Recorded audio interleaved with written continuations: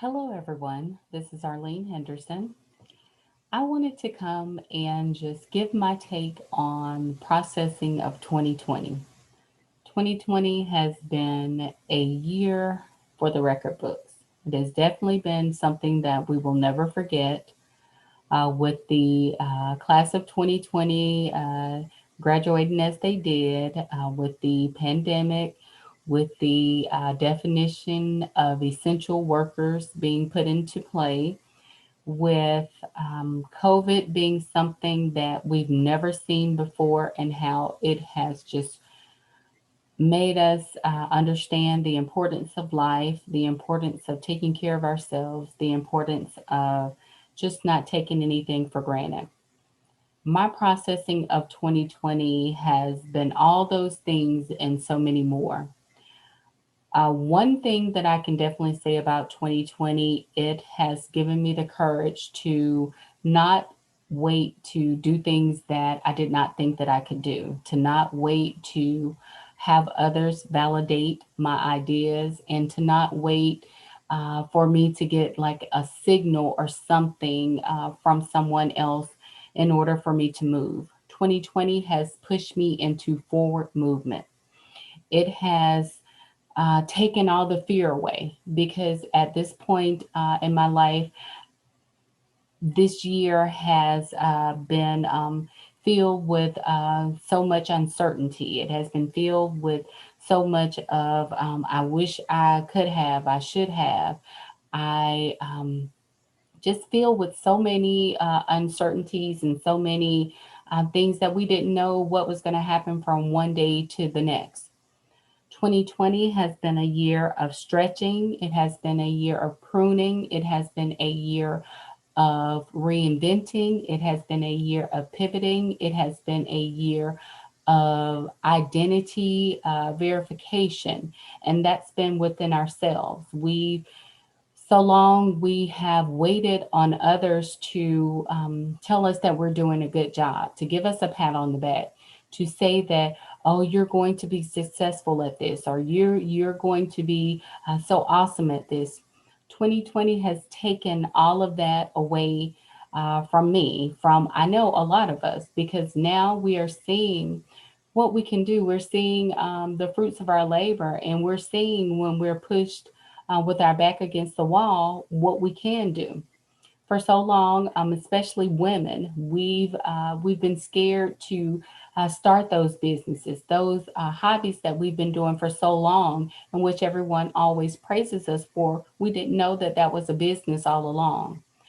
Me being a lifestyle empowerment coach, knowing how important it is to have someone to walk alongside you, have someone to believe in your dreams. You have a lot of people that will start with you, and you begin to tell them your vision, and you begin to share your vision with them. And the first thing they'll start to do is to put doubt, to cast doubt, to tell you what you can't do, to tell you what you need, what you're not qualified for, what you can't do, what you shouldn't do, what you need to have, what you don't have. You have so many people that have killed dreams by simply not understanding and not wanting to journey with you. That's not what we're not, that is not what we're supposed to do. That is not what we've been called to do. Now, it may be something that we have to go back and kind of fine tune and get those things up and working and running like they should, but we should never just take someone's dream away from them and pretty much crumble it up and throw it back at them.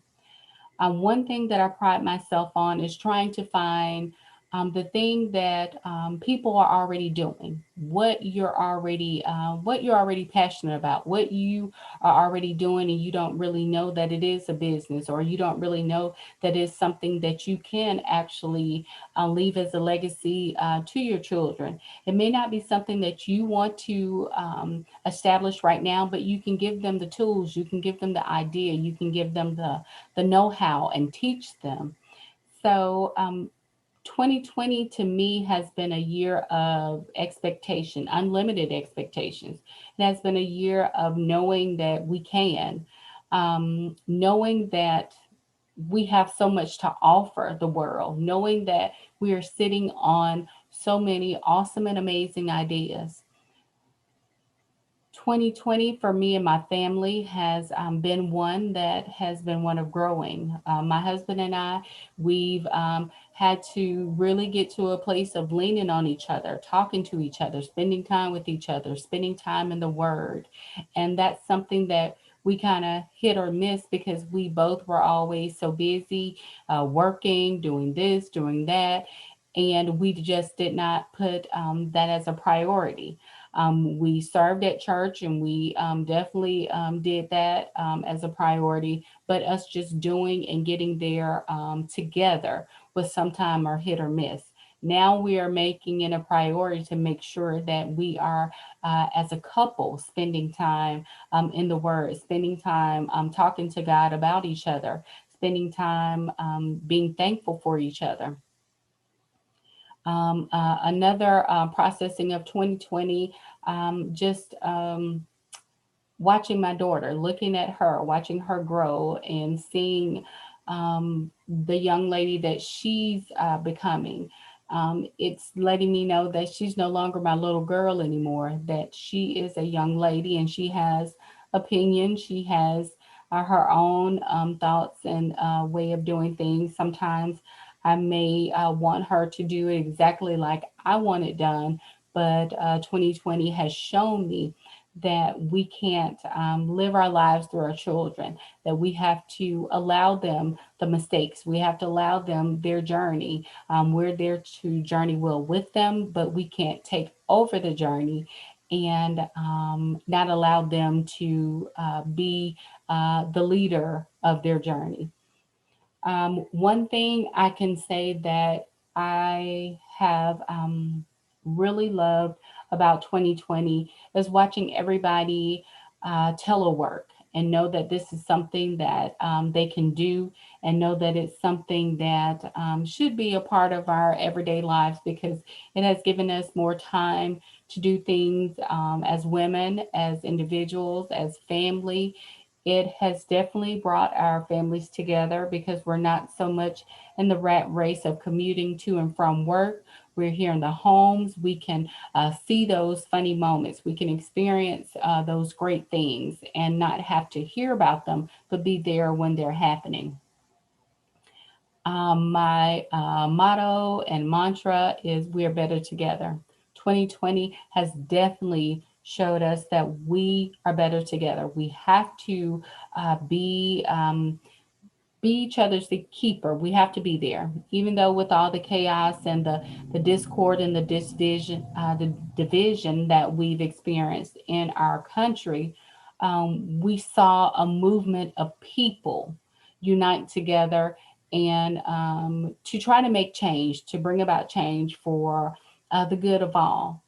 We've never seen a movement like this, and in my lifetime, I've never seen a movement. I don't think anyone listening to this really have seen a movement like this where there was so much just people of all walks of life, races, ages. Um, they were fed up. We want change. We want change to happen, and we want change to happen now. And it took all of us uniting together, saying something, having a voice in order to make a difference, in order for our children to see that we are trying to do better. We're trying to be better. We are trying to make sure that things are not as they've always been. 2020 has been a year of processing. It has been a year of reflection. It has been a year of self reflection. I had to reflect on some things and I had to let some things go. I prayed and prayed about certain situations for them to change, and God did not change them. He let me know that that season was up. It was time to release those things and to move forward and to move forward in a good place, in a good space, and not hold any type of animosity or anger or, point the finger at who did what, but it was just move forward. I thank God for that. I thank Him for allowing me to understand that some relationships are seasonal. A lot of times I invest very heavily in relationships. So I kind of get caught up in the, just wanting to hold on. But He allowed me in this year of 2020 to let go of just some things that no longer were a fit or a purpose for my life. And I thank Him so much for that. So I want to propose to you all to say what 2020 has meant to you. How have you processed 2020?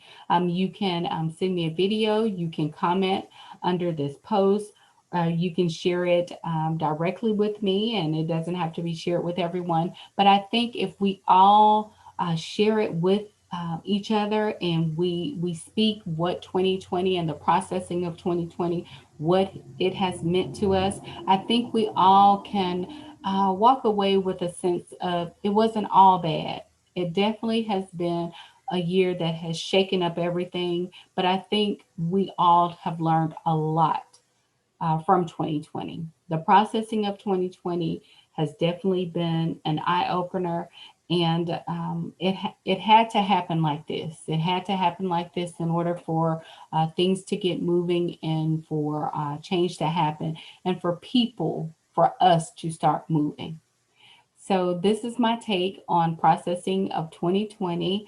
I look forward to hearing your stories and how you're processing or have processed 2020. And I just look forward to what we're going to do together in the new year. Thank you.